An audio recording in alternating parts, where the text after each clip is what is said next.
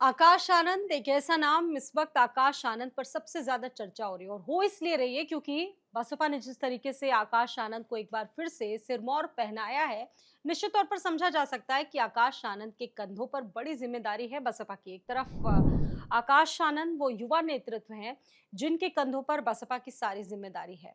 बड़ी बात यह है कि 2027 में लोकसभा चुनाव होने उससे पहले मायावती ने जिस तरीके से दलित एजेंडे को साधने की कोशिश की है, वो अपने आप में बड़ा महत्वपूर्ण है। चूँकि इसलिए यहाँ पर बात करना इम्पोर्टेंट और भी हो जाता है क्योंकि दलितों की बात इस वक्त हर एक पार्टी कर रही है, समाजवादी पार्टी कर रही है, बीजेपी कर रही है और बसपा पर तो एक टैग लगा था कि सबसे ज़्यादा जो दलित वोट बैंक है, वो बसपा को जाते थे 2007 तक। और दशकों के बाद ये चीज़ें जिस तरीके से बिगड़ी या कह सकते हैं कि बैलेंस बिगड़ा बसपा का, शीर्ष से जिस तरीके से बसपा ऊपर पहुंची थी, एकदम अर्श से फर्श पर आकर गिर गई है।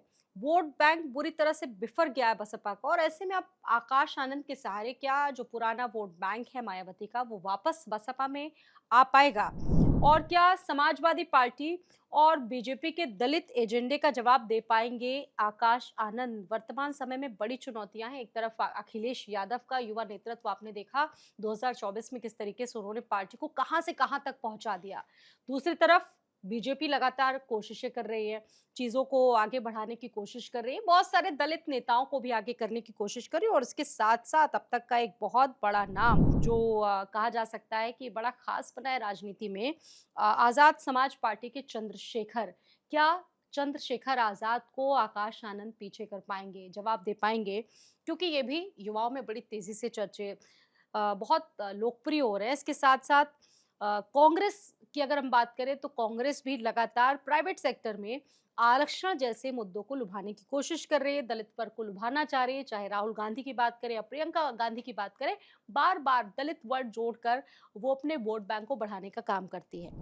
बीजेपी की अगर बात करें तो बीजेपी भी लगातार दलित बुद्धिजीवियों को साधने की रणनीति पर काम कर रही है और अब समाजवादी पार्टी को तो आपने देखा ही होगा, दलित एजेंडे को साधने के लिए वो पीडीए को साथ लेकर आई और 2024 में इस पीडीए ने भली भांति काम किया। आपने देखा कि किस तरीके से काम किया और वोट बैंक समाजवादी पार्टी के साथ जुड़ा। अब ऐसे में सवाल है 2027 का विधानसभा चुनाव जो अपने आप में बड़ा इंपॉर्टेंट है। उत्तर प्रदेश विधानसभा का चुनाव होना और ऐसे में विधानसभा चुनाव के लिए उत्तर प्रदेश सूबे में इतने सारे जातिगत समीकरण है जिनको साधना किसी भी पार्टी के लिए एक बहुत बड़ी चुनौती होता है। और अब तक कोर दलित वोट बैंक जो है वो बसपा की एक बहुत बड़ी ताकत रहा है। राजनीतिक जानकार भी कहते हैं कि बसपा की स्थापना भले ही काशीराम ने की हो लेकिन पार्टी को बुलंदी तक मायावती लेकर पहुंची।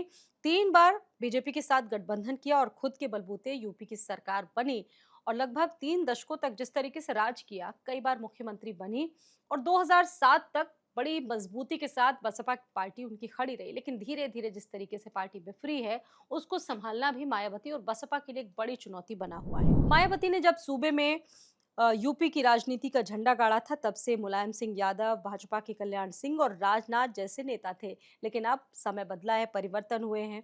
अब युवा नेतृत्व जैसा कि अखिलेश यादव, भाजपा में उत्तर प्रदेश मुख्यमंत्री योगी आदित्यनाथ, डिप्टी सीएम केशव प्रसाद मौर्य जैसे सरीखे चेहरे हैं। कांग्रेस में भी ऐसे बहुत सारे चेहरे आप देख रहे हैं। अब मायावती आकाश आनंद के जरिए चंद्रशेखर की बढ़ती लोकप्रियता को क्या संतुलित कर पाएंगी? लेकिन चंद्रशेखर की भीम आर्मी और आजाद समाज पार्टी का प्रभाव यूपी के पश्चिमी जिलों में बड़ी तेजी से फैल रहा है। अब ऐसे में सवाल ये है कि क्या आकाश आनंद में वो बात है जिनके बलबूते बसपा आगे बढ़ पाएगी? क्या आकाश आनंद के अलावा कोई और बसपा के पास विकल्प नहीं था जिस पर मायावती ध्यान दे सकती थी? क्योंकि पदाधिकारी भी मानते हैं कि आकाश कई मापदंडों पर परखे जा चुके हैं, यानी कि हर एक कसौटी पर खरे निकले हैं आकाश आनंद।